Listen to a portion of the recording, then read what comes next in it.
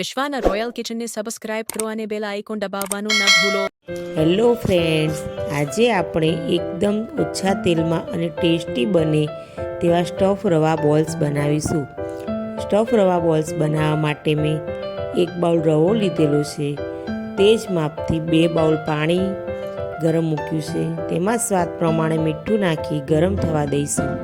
પાણી ગરમ થઈ જાય એટલે રવો ઉમેરી અને મિક્સ કરી લઈશું. રવો બધું પાણી શોષી અને ડો જેવો થઈ જશે. પછી તેને થાળીમાં ઠારી લઈશું.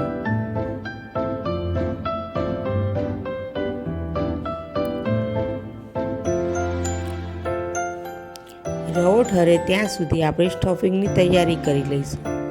સ્ટફિંગ માટે મેં બટાકા બાફેલા, વટાણા, વરિયાળી, ધાણા અને અધકચરા વાટેલા મરી અને આદુ મરચાંની પેસ્ટ લીધેલી છે. બટાકાને સ્મેશ કરી લઈએ.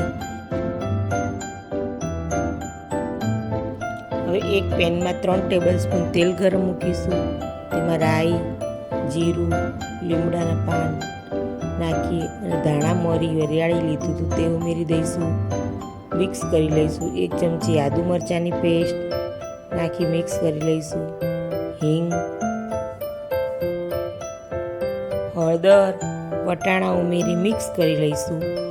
લાલ મરચું પાવડર, ગરમ મસાલો, સ્વાદ પ્રમાણે મીઠું ઉમેરીશું.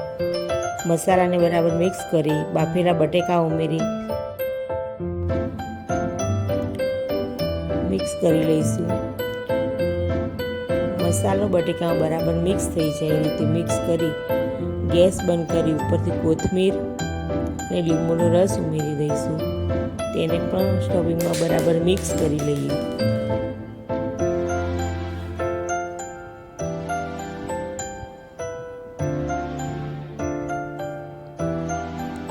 કોથમીર, લીંબુનો રસ અને બધું બરાબર મિક્સ થઈ ગયું છે.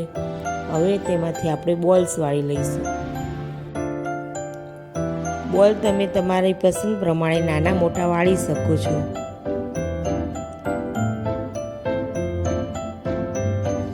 બોલ્સ બધા વળાઈ ગયા છે. હવે આપણે રવાનું જે મિશ્રણ બનાવ્યું હતું તેને બરાબર મસળી અને સોફ્ટ ડો જેવું બનાવી દઈશું.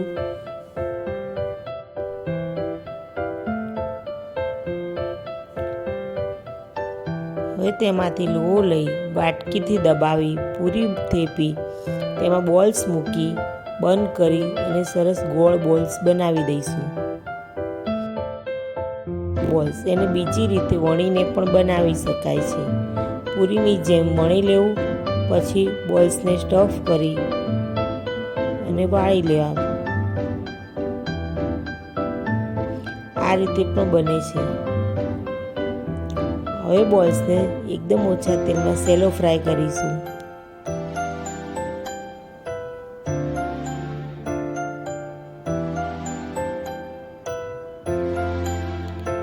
બોલ્સ સરસ લાઇટ ગોલ્ડન બ્રાઉનના શેકાઈ ગયા છે.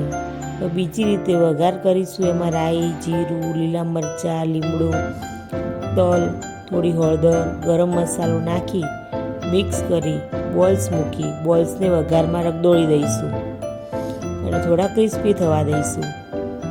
આ બોલ્સ એકદમ ઓછા તેલમાં અને ઓછા મસાલા સાથે બને છે, પણ એકદમ ટેસ્ટી બને છે. જે બાળકોને લંચ બોક્સમાં પણ આપી શકાય કે ડિનરમાં પણ ખાઈ શકાય તેવા સરસ બને છે. બોલ્સને આપણે કેચઅપ સાથે સર્વ કરીશું. બોલ્સ આપણા સરસ સોફ્ટ અને ક્રિસ્પી બને છે. એકવાર જરૂરથી ટ્રાય કરજો.